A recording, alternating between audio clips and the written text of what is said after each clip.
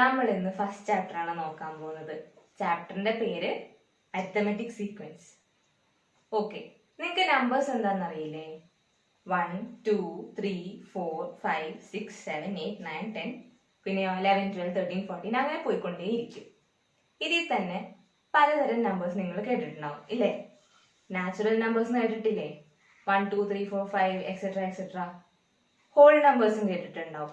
അതാണെങ്കിലോ 0 തൊട്ട് സ്റ്റാർട്ട് ചെയ്യും. അപ്പോൾ 0 1 2 3 4 അങ്ങനെ പോയിക്കൊണ്ടിരിക്കും. പിന്നെ ഇതിൽ തന്നെ നിങ്ങൾക്ക് എന്തറിയാം? ഈവൻ നമ്പേഴ്സ് എന്താണെന്നറിയാം അല്ലേ? 2 4 6 8 അങ്ങനെ അത് പോയിക്കൊണ്ടിരിക്കും. ഓഡ് നമ്പേഴ്സും കേട്ടിട്ടുണ്ടാവും. 1 3 5 7 അങ്ങനെ അങ്ങനെ പോയിക്കൊണ്ടിരിക്കും. അപ്പോൾ ഇതൊക്കെ ഓരോ സീക്വൻസ് ആണെന്ന് നമുക്ക് പറയാൻ പറ്റും. അല്ല, എന്ത് സീക്വൻസ്?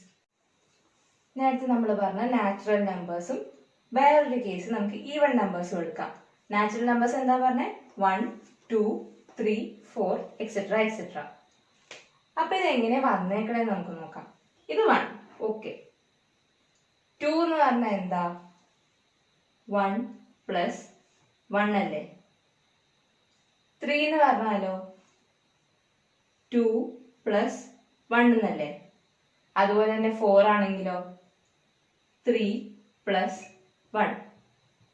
അതായത് 2 എന്നുള്ളത് ഈ 1 പ്ലസ് 1 കൂടി ആഡ് ചെയ്താൽ കിട്ടുന്നതും 3 എന്ന് പറയുമ്പോൾ അതിന് മുമ്പുള്ള ഈ 2 പ്ലസ് 1 ചെയ്താൽ കിട്ടുന്നതും 4 എന്ന് പറഞ്ഞാൽ ഈ 3 പ്ലസ് 1 ചെയ്യുമ്പോൾ കിട്ടുന്ന നമ്പറുമാണ്. അതുപോലെ തന്നെ ഈവൺ നമ്പറിന്റെ കേസ് നോക്കിയാലോ, ഇത് 2 4 എന്ന് പറഞ്ഞാൽ 2 പ്ലസ് 2 6 എന്ന് പറഞ്ഞാലോ 4 പ്ലസ് 2 8 ആണെങ്കിലോ 6 പ്ലസ് 2. ഇങ്ങനൊരു ഓർഡറിലല്ലേ ഇത് പോണേ? അതായത് ഇവിടെ പ്ലസ് 1 പ്ലസ് 1 പ്ലസ് 1 അങ്ങനെ അങ്ങനെ ആഡ് ചെയ്താണ് പോണത്. ഈവൺ നമ്പേഴ്സിന്റെ കേസ് എടുത്തപ്പോഴോ പ്ലസ് 2 പ്ലസ് 2 പ്ലസ് 2 അങ്ങനെ അങ്ങനെ ആഡ് ചെയ്ത് പോകും. അങ്ങനെ ഒരു ഓർഡറിൽ പോണത് കണ്ടില്ലേ? അപ്പൊ എന്താ ശരിക്കും sequence? Set of numbers written according to particular rule is called a number sequence. അതായത് ഒരു പ്രത്യേക റൂൾ, ഒരു പ്രത്യേക ഓർഡറിൽ മുന്നോട്ട് നീങ്ങുന്ന നമ്പേഴ്സിനെയാണ് നമ്മൾ സീക്വൻസ് എന്ന് വിളിക്കുന്നത്. ഇപ്പോൾ നമ്മൾ 10ന്റെ ടേബിൾ എടുക്കുന്ന വെച്ചോ, 10 20 30 40 50 60 പിന്നെ അങ്ങനെ പോയിക്കൊണ്ടിരിക്കും. അത് എവിടെയെങ്കിലും നിൽക്കുന്നുണ്ടോ? ഇല്ല. അപ്പൊ അതെടുത്താൽ നമുക്കറിയാം 10 കഴിഞ്ഞാൽ 10 പ്ലസ് 10 20 വരും, പ്ലസ് 10 30 ആവും, 30 പ്ലസ് 10 40 അങ്ങനെ അങ്ങനെ പോയിക്കൊണ്ടേയിരിക്കും. നമുക്കിനി കുറച്ച് ഷേപ്സിന്റെ കേസ് ഒന്ന് കൺസിഡർ ചെയ്യാം. ഇവിടെ ഞാൻ 3 സ്ക്വയർസ് വരച്ചിട്ടുണ്ട്. Side 1 centimetre 2 centimetre 3 centimetre. അപ്പൊ ഇതിന്റെ സൈഡ്സ് 1 2 3 അങ്ങനെ വന്നിട്ടുണ്ട്. ഇനി 4 സെന്റിമീറ്റർ ആണ് സ്ക്വയറിന്റെ ഒരു സൈഡ് എങ്കിൽ 4 സെന്റിമീറ്ററും വരും. ഇനി നമുക്ക് ഇതിന്റെ പെരിമീറ്റേഴ്സ് ഒന്ന് നോക്കാം. പെരിമീറ്ററിന്റെ ഫോർമുല എന്തായിരുന്നു? 4 ഇൻറ്റു സൈഡ്. അപ്പൊ ഫസ്റ്റ് സ്ക്വയറിന്റെ 4 ഇൻറ്റു സൈഡ് എത്ര? 1 സെന്റിമീറ്റർ. അപ്പൊ 4 ഇൻറ്റു 1 വരുമ്പോ 4 വരും. സെക്കൻഡിന്റെ ആണെങ്കിലോ അതും 4 ഇൻറ്റു സൈഡ് എടുക്കുമ്പോ 4 ഇൻറ്റു 8 വരും. തേർഡ് സ്ക്വയർ എടുത്തു കഴിഞ്ഞാൽ സൈഡ് 3 ആണ്. അപ്പോ 4 ഇൻറ്റു 3 12. ഇനി സ്ക്വയേഴ്സിന്റെ ഏരിയാസും കൂടി നമുക്കൊന്ന് നോക്കാം. ഏരിയയുടെ formula side into side. First വണ്ണിന്റെ സൈഡ് 1 സെന്റിമീറ്റർ. അപ്പൊ 1 ഇൻറ്റു 1 1 സെന്റിമീറ്റർ സ്ക്വയർ എന്ന് വരും. സെക്കൻഡ് വണ്ണിന്റെ സൈഡ് 2 സെന്റിമീറ്റർ. അപ്പൊ 2 ഇൻറ്റു 2 4 സെന്റിമീറ്റർ സ്ക്വയർ എന്ന് വരും. തേർഡ് വണ്ണിന്റെ സൈഡ് 3 ആണ്. അപ്പൊ 3 ഇൻറ്റു 3 9 സെന്റിമീറ്റർ സ്ക്വയർ എന്ന് വരും. അപ്പൊ ഈ നമ്പേഴ്സ് നോക്കിക്കഴിഞ്ഞാൽ നമുക്ക് എന്തായാലും ഒരു സീക്വൻസ് ആയിട്ട് എടുക്കാൻ പറ്റുമോ? നോക്കിയേ, 1 2 3 ഇനി 4 സെന്റിമീറ്റർ സൈഡുള്ള ഒരു സ്ക്വയർ ഉണ്ടെങ്കിൽ 4 അങ്ങനെ അങ്ങനെ പോകും അല്ലെ? അതുപോലെ തന്നെ പെരിമീറ്റർ നോക്കിക്കേ, 4 8 12 പിന്നെ വേറെ 4 സെന്റിമീറ്റർ സൈഡ് സ്ക്വയർ ആണെങ്കിൽ 16. ഇതെവിടെ കേട്ടിട്ടുണ്ടല്ലോ ഈ നമ്പേഴ്സ്? 4ന്റെ ടേബിളിൽ കണ്ടിട്ടില്ലേ?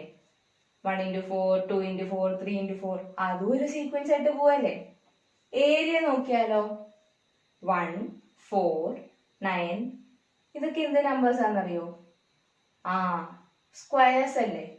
ഇതിന് നമുക്ക് 1 സ്ക്വയർ എഴുതിക്കൂടെ? അതുപോലെ തന്നെ 4 2 സ്ക്വയർ അല്ലേ. 9 ആണെങ്കിലോ 3 സ്ക്വയർ. അപ്പോൾ അതും ഒരു സീക്വൻസ് ആയിട്ട് പോകുന്നത് നമുക്ക് കാണാൻ പറ്റും. നേരത്തെ എടുത്ത സ്ക്വയേഴ്സിന്റെ വേറൊരു ഡയഗണൽസിന്റെ കേസും കൂടി നമുക്ക് നോക്കാം. ഇത് സ്ക്വയർ ABCD EFGH IJK. ഈ സ്ക്വയറിന്റെ ഡയഗണൽസ് ഏതൊക്കെയാ? AC അതുപോലെ തന്നെ BD. ഇത് രണ്ടുമാണ് ഈ സ്ക്വയറിന്റെ ഡയഗണൽസ്. ഈ സ്ക്വയറിന്റെ ആണെങ്കിലോ EG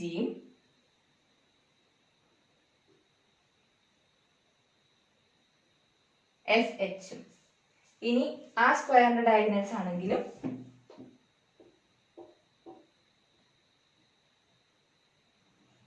IK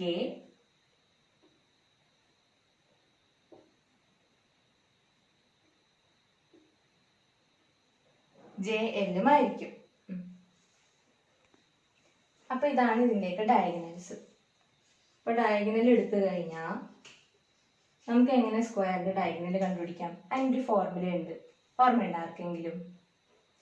√2 into side. First സ്ക്വയറിന്റെ സൈഡ് 1 സെന്റിമീറ്റർ. അപ്പൊ ഇതിന്റെ ഡയഗണലിന്റെ മെഷർ എത്രയായിരിക്കും? 1 ഇൻറ്റു √2.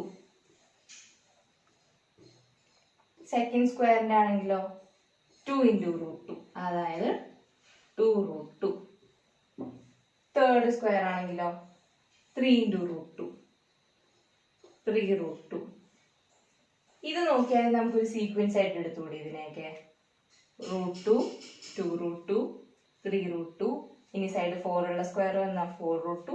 അങ്ങനെ പോകും. നമുക്കിനി ഒരു കേസും കൂടി നോക്കാം. നേരത്തെ നമ്മൾ സ്ക്വയേഴ്സ് എടുത്തു. ഇപ്പൊ സെയിം സൈഡ്സ് മെഷർമെന്റ് ഉള്ള ക്യൂബ്സ് എടുത്തിട്ടുണ്ട്. നമുക്ക് ഇതിന്റെ മൂന്നിന്റെയും വോളിയംസും കൂടി നോക്കാം. ക്യൂബിന്റെ വോളിയത്തിന്റെ ഫോർമുല എന്തായിരുന്നു? Side into side into side, അല്ലെങ്കിൽ side cube, side raise to 3 എന്നൊക്കെ നമ്മൾ പറയും. അപ്പൊ ഫസ്റ്റ് ക്യൂബിന്റെ വോളിയം എന്തായിരിക്കും? 1 ക്യൂബ്. 1 ക്യൂബ് എന്താ? 1 തന്നെ. അതായത് 1 സെന്റിമീറ്റർ ക്യൂബ് ആയിരിക്കും ഫസ്റ്റ് ക്യൂബിന്റെ വോളിയം. സെക്കൻഡ് ക്യൂബിന്റെ വോളിയം ആണെങ്കിലോ 2 ഇൻറ്റു 2 ഇൻറ്റു 2, 8 വരും. തേർഡ് ക്യൂബ് ആണെങ്കിലോ 9 ഇൻറ്റു 9 ഇൻറ്റു 9, 27. ഇനി സൈഡ് 4 ഉള്ള ഒരു ക്യൂബ് ആയിരുന്നെങ്കിൽ 4 ഇൻറ്റു 4 ഇൻറ്റു 4, അപ്പൊ നമുക്ക് 64 കിട്ടും. അങ്ങനെ ഇത് നോക്കിക്കഴിഞ്ഞാൽ നമുക്കൊരു സീക്വൻസ് ആയിട്ട് എടുത്തൂടെ? ഇനി നമുക്ക് വേറൊരു കേസ് നോക്കാം. നമുക്കൊരു സ്ക്വയർ കൺസിഡർ ചെയ്യാം. അതിൻ്റെ സൈഡ് 1 മീറ്റർ ആണ്. ഈ സ്ക്വയറിൻ്റെ പേര് ABCD. ഇനി ഈ സ്ക്വയറിൻ്റെ അകത്ത് മറ്റൊരു സ്ക്വയർ നമുക്ക് കൺസിഡർ ചെയ്ത് നോക്കാം. അതെങ്ങനെയാണ് വരുന്നതെന്ന് വെച്ചാൽ, ഈ സ്ക്വയറിൻ്റെ സൈഡ്സ് ഇപ്പോൾ ഏതൊക്കെയാ? AB, BC, CD, DA അല്ലേ. AB എന്നുള്ള സൈഡിൻ്റെ സെൻറ്ററിലായിട്ട് നമ്മൾ E എന്ന് പറഞ്ഞൊരു പോയിൻ്റ് നോക്കും. അതുപോലെ തന്നെ BCൻ്റെ സെൻറ്ററിലായിട്ട് F എന്നുള്ള പോയിൻ്റ് വരും. CDൻ്റെ സെൻറ്ററിലായിട്ട് G വരും. DAൻ്റെ സെൻറ്ററിൽ H വരും. ഈ 4 സെൻറ്ററിലുള്ള പോയിൻറ്സും കൂടി ജോയിൻ ചെയ്താൽ നമുക്ക് എന്ത് കിട്ടും? മറ്റൊരു സ്ക്വയർ കിട്ടും. ABCD എന്നുള്ള സ്ക്വയറിൻ്റെ അകത്ത് EFGH എന്ന് പറഞ്ഞ് വേറൊരു സ്ക്വയർ കിട്ടും. ഇതേപോലെ EFGHൻ്റെ ഓരോ സൈഡിൻ്റെയും സെൻറ്റർ പോയിൻറ്റ്സ് ജോയിൻ ചെയ്താൽ നമുക്ക് വേറെ സ്ക്വയർ കിട്ടും. അതിൻ്റെ അകത്തും അതേപോലെ സെൻറ്റർ പോയിൻറ്റ്സ് ജോയിൻ ചെയ്ത് കഴിഞ്ഞാൽ നമുക്കൊരു മറ്റൊരു സ്ക്വയറും കിട്ടും. നമുക്കിപ്പോൾ ആദ്യം എടുത്ത സ്ക്വയർ തന്നെ എടുക്കാം. ABCD എന്നുള്ള സ്ക്വയർ സൈഡ് 1 മീറ്റർ ആയിട്ട്. അതിനകത്ത് നമ്മൾ എന്താ ചെയ്തേ? ഓരോ സൈഡ്സിൻ്റെയും സെൻറ്ററിലായിട്ട് ഓരോരോ പോയിൻറ്റ്സ് കൺസിഡർ ചെയ്തു അല്ലേ. എന്നിട്ട് എന്ത് ചെയ്തു? ആ പോയിൻറ്റ്സൊക്കെ ജോയിൻ ചെയ്ത് അതിനകത്ത് മറ്റൊരു സ്ക്വയറും കൺസിഡർ ചെയ്തിട്ടുണ്ടായി. അപ്പോൾ നമുക്കിനി സ്ക്വയർ EFGHൻ്റെ ഏരിയ കണ്ടുപിടിക്കണം. സ്ക്വയർ ABCDയുടെ ഏരിയ നമുക്ക് കണ്ടുപിടിച്ചൂടെ? എങ്ങനെയാണ് കണ്ടുപിടിക്കുക? അതിൻ്റെ സൈഡ് കൊടുത്തിട്ടുണ്ട് അല്ലേ, 1 മീറ്റർ ഓൾറെഡി കൊടുത്തിട്ടുണ്ട്. ഏരിയയുടെ ഫോർമുല എന്താ? Side into side. അപ്പോൾ ആ ഫോർമുല അപ്ലൈ ചെയ്താൽ നമുക്ക് സ്ക്വയർ ABCDൻ്റെ ഏരിയ 1 മീറ്റർ സ്ക്വയർ എന്ന് കിട്ടും. പക്ഷെ നമുക്കിവിടെ അതിനകത്തുള്ള സ്ക്വയറിൻ്റെ അല്ലേ വേണ്ടേ, EFGHൻ്റെ ഏരിയ അല്ലേ കണ്ടുപിടിക്കണ്ടേ? അപ്പോൾ എന്ത് ചെയ്യും? നമുക്കിവിടെ വേണമെങ്കിൽ സ്ക്വയർ EFGHൻ്റെ ഡയഗണൽസ് കൺസിഡർ ചെയ്ത് നോക്കാം. ഡയഗണൽസ് ഏതൊക്കെയാണ്? GEയും HFും. നമ്മൾ GE എന്നുള്ള ഡയഗണൽ തൽക്കാലം കൺസിഡർ ചെയ്ത് നോക്കാം. ഇതാണ് നമ്മൾ നേരത്തെ കണ്ട ഫിഗർ. ഡയഗണൽ GE ആണ്, സ്ക്വയർ EFGHന്റെ ഡയഗണൽ. അപ്പൊ നമുക്ക് അറിയാം, ഈ പടത്തിൽ നോക്കിയാൽ മനസ്സിലാവും, DA എന്നുള്ള സൈഡ് 1 മീറ്റർ ആണ്, GE ആണെങ്കിൽ അതിന്റെ നേരെ പാരലായിട്ടാണ് കിടക്കണേ. അപ്പോ EFGH എന്നുള്ള സ്ക്വയറിന്റെ ഈ ഡയഗണലിന്റെ മെഷർ എത്രയാണ്? 1 മീറ്റർ ആണ് diagonal. Diagonal GEന്റെ measurement.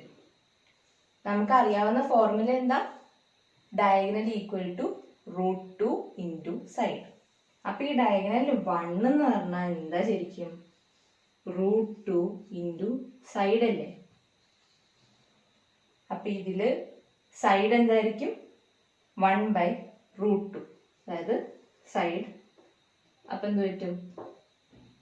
1/√2 equal to side എന്ന് നമുക്ക് എഴുതിക്കൂടെ?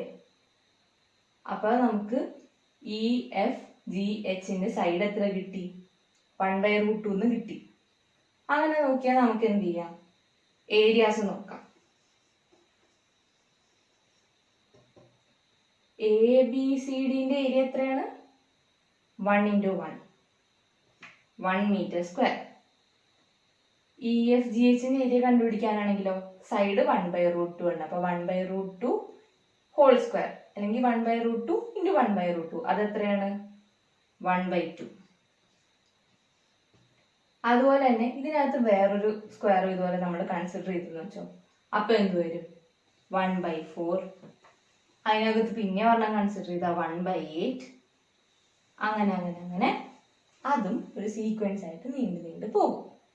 ഇതുപോലെ തന്നെ നമുക്ക് ഫിസിക്സിലും സീക്വൻസിന്റെ ആപ്ലിക്കേഷൻ എന്താണെന്ന് കാണാൻ പറ്റും. ഇപ്പൊ സപ്പോസ് സ്പീഡിന് നമ്മൾ V എന്നല്ല ഡിനോട്ട് ചെയ്യുക. അതിന് ഞാൻ V = 9.8 t എന്നുള്ള ഒരു ഇക്വേഷൻ ആയിട്ട് എടുത്തു എന്ന് വെച്ചോ. അതുപോലെ തന്നെ ഡിസ്റ്റൻസ് S-ന് 4.9 × t². ഈ t എന്താണെന്നറിയോ? അറിയാമല്ലോ, നമ്മൾ t വെച്ച് എന്താ ഡിനോട്ട് ചെയ്യുക? ടൈം. അപ്പൊ ആ ടൈമിന് ഞാൻ 1, 2, 3 അങ്ങനെ ഓരോരോ വാല്യൂസ് സബ്സ്റ്റിറ്റ്യൂട്ട് ചെയ്തെന്ന് വെച്ചോ. കറസ്പോണ്ടിങ് ആയിട്ട് അതനുസരിച്ച് നമുക്ക് എന്ത് കിട്ടും? V ആണെങ്കിലോ T-ന് 1 വരുമ്പോൾ 9.8 × 1, T-ന് 2 കൊടുക്കുമ്പോൾ 9.8 × 2, അതായത് 19.6 വരും. T-ന് 3 കൊടുക്കുമ്പോൾ 9.8 × 3, 29.4, അങ്ങനെ അങ്ങനെ പോകും. അപ്പൊ അതൊരു സീക്വൻസ് ആയില്ലേ? അതുപോലെ തന്നെ ഡിസ്റ്റൻസിന്റെ ഇക്വേഷൻ എടുത്തു എന്ന് വെച്ചോ.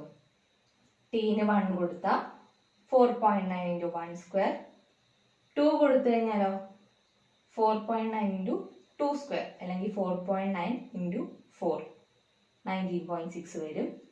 T-ന് 3 കൊടുത്താൽ 4.9 × 3², അതായത് 4.9 × 9, അതാണ് 44.1.